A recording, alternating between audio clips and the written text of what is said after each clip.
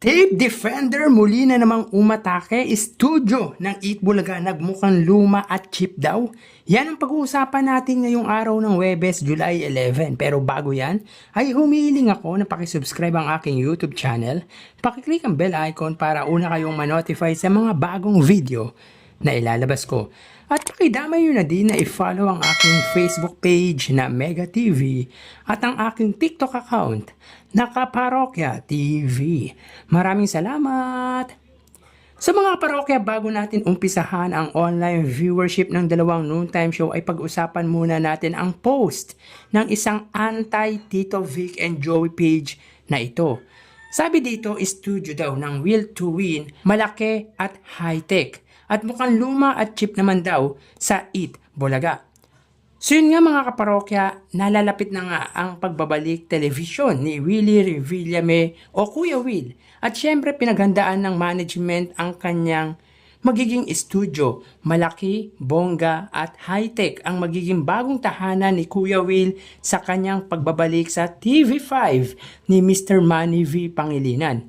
Ramdam na ramdam mo ang suporta ng kumpanya at talagang ginastusan at pinaghandaan. Kung ikukumpara sa studio ng Eat Bulaga or EAT ng TVJ ay talong-talo talaga ang kasalukuyang noontime show ng 5 na hindi umangat sa ratings at napakababa ng ad rate.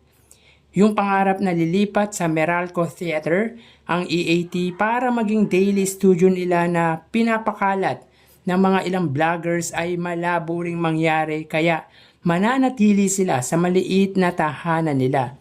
Hudyat na ba ito ng parating na pagbabago sa noontime sa susunod na linggo o buwan? Abangan. Grabe, parang may mali dito mga kaparokya. Hindi kaya yung sinusuportahan nitong tahanang pinakamasaya ang pinatutungkulan nito sa post niya yung mababang ratings at mababang ad rate. Nakakuha ng idea sa nangyari sa Tape Incorporated, then sa Eat Bulaga inililipat. Anyway, kamusta na nga pala yung tahanang pinakamasaya or yung Tape Incorporated? Makakabalik pa ba kaya sila sa industriya?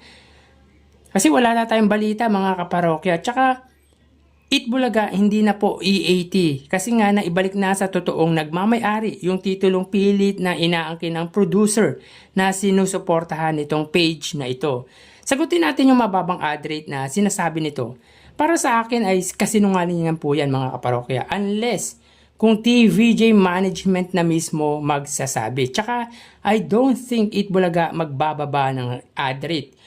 Kasi mga kaparokya, when it comes to good entertainment, Eat Bulaga is one of those. They give quality entertainment, tsaka real entertainment talaga mga kaparokya. At may pangalan ang Eat Bulaga. Kumbaga haligi institusyon kung maituturing.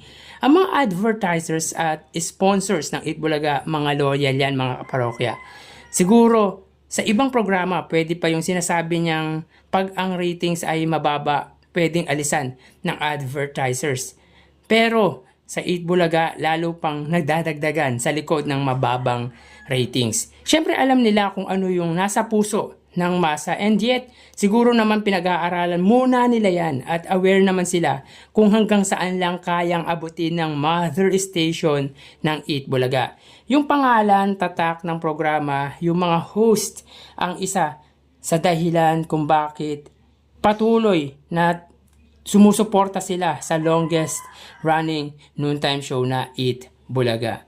At saka yung credibility ng show, yung programa. Tsaka hindi mo din masasabing mababa yung ratings ng Eat Bulaga kasi mga solid Eat Bulaga viewers yung mga yan. As in, sumusuporta talaga sa Tito Vic and Joey. So para sa akin, mataas na yung nakukuha nilang TV ratings sa limited na naaabot at mahinang signal ng TV station nito. Plus, dalawa lang ang TV station na ini-air nila. Kaya ganun lang po nakukuha ng Eat Bulaga na TV ratings against each showtime. Actually mga parokya, yung tahanang pinakamasaya yung talagang mababa ang ad rate tapos mababa pa yung ratings. Isipin mo 3% lang or minsan pa nga ay 2% ang nakukuha nilang TV ratings tapos nasa GMA pa sila, yung partida pa yon kasi pinakamalakas na TV station pa yung ini-air ng tahanang pinakamasaya. Kaya yun, talagang patatalsikin sila ng GMA Management.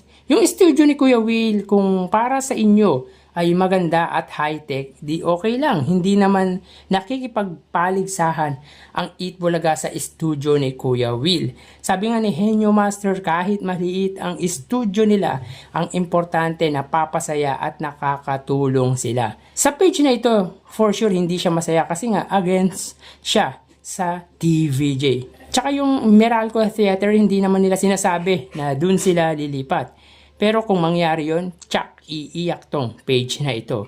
Anyway, tama si Joey De Leon, hindi sa laki or liit ng studio yan, kundi kung paano sila magpasaya at tumulong sa mga sumusuporta sa kanila. Kayo mga kaparokya, anong masasabi nyo sa sinabi ng page na ito? Please comment down below mga kaparokya. So tara ating alamin ang online viewership ng dalawang bigating noontime show. Para sa Eat Bulaga under TVJ Facebook page na may 2.5 million followers at sa It's Showtime naman na may 18 million followers. So as of 12:53, may kita po natin dito na ang It's Showtime po ay may kasalukuyang segment na especially for you. Samantalang ang Eat Bulaga naman po, sila po ay may kasalukuyang segment na Sugod Bahay mga kapatid.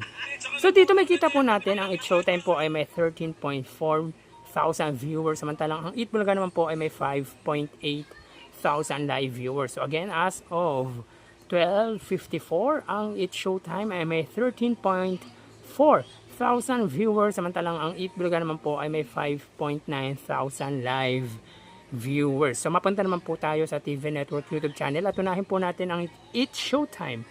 Under po yan sa GMA Network YouTube channel na may kasalukuyang subscribers na 35.7 million. Samantalang ang Eat Bulaga naman po under sa TV5 Philippines na may kasalukuyang subscribers na 1.87 million. So as of 12:54, ang It's Showtime po ay may kasalukuyang live viewers na 14,000. Samantalang ang Eat Bulaga naman po, sila po ay may 33,000 viewers. So again, as of 12:55, ang It's Showtime under GMA Network ay may 14,000 viewers. At ang Eat Bulaga naman po under TV5 ay may 33,000 live viewers. So mapunta naman po tayo sa main YouTube channel ng dalawang noontime show para po sa It's Showtime under ABS-CBN It's Showtime na may kasalukuyang subscribers na 2.29 million. Samantalang sa Eat Bulaga naman po under Eat Bulaga TVJ YouTube channel na may kasalukuyang subscribers na 1.05 million. So as of 12:55, ang It's Showtime po ay may 87,000 viewers.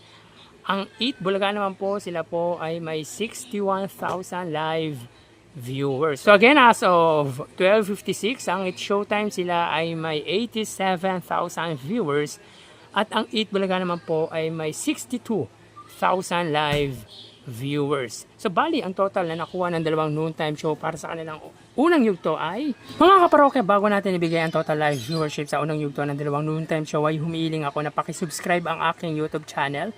Pakiclick ang bell icon para una kayong manotify sa mga bagong video na ilalabas ko. At pakidamay nyo na din na i-follow ang aking Facebook page na Mega TV at ang aking TikTok account na Kaparokya TV. Maraming salamat!